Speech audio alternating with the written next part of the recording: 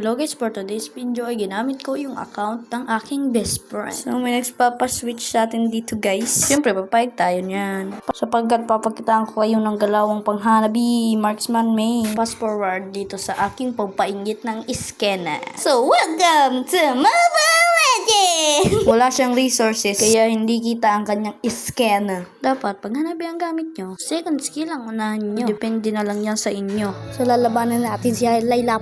Second skill.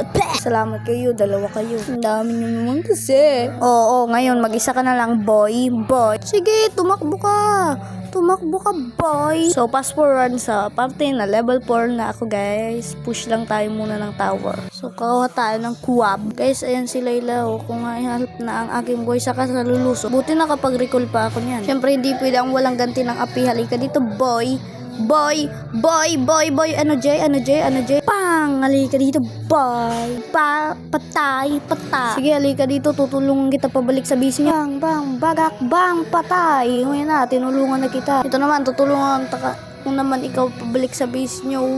Ulti! Kaso naki-S, yun lang, kanya-kanya na to. So nagpupush lang tayo dito, tas dumating si Florine. Tutulungan kita pabalik sa base nyo, bagang boss. Ito naman, tutulungan ko naman to. Ang daming nagpapatulong pang. Oh, thank you. Ayan, thank you na ako na nag-thank you para sa'yo.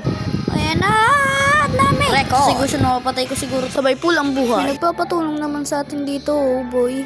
Oh, salamat. Ako na naman ang nagpasalamat sa'yo. Sa totoo lang, kaya ko tong si Hilda 1v1 kaso may dumating na epal. Buti nakarecall ako.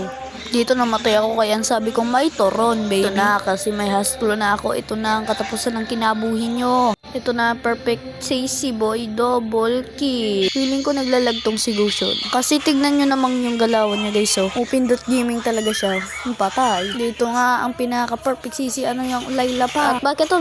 Sir Cell yan. Ito na ang kanabuhi pa, ang patay. Buyakin yan.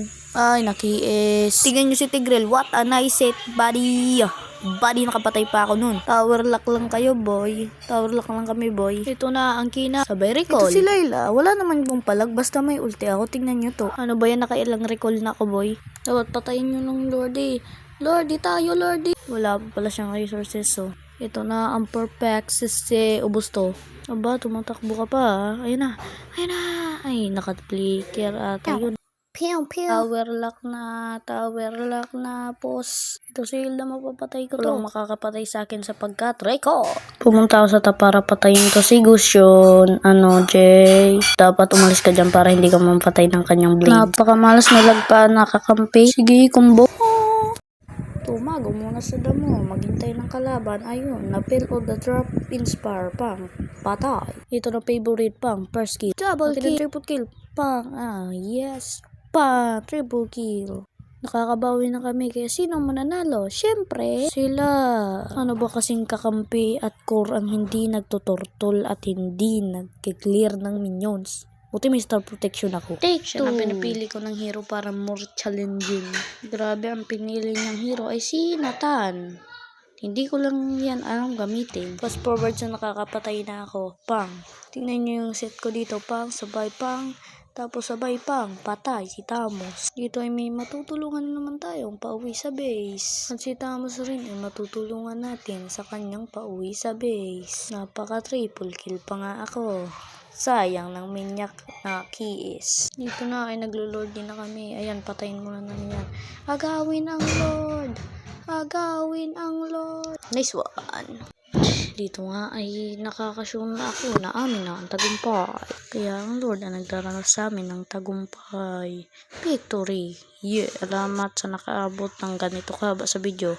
Bye-bye!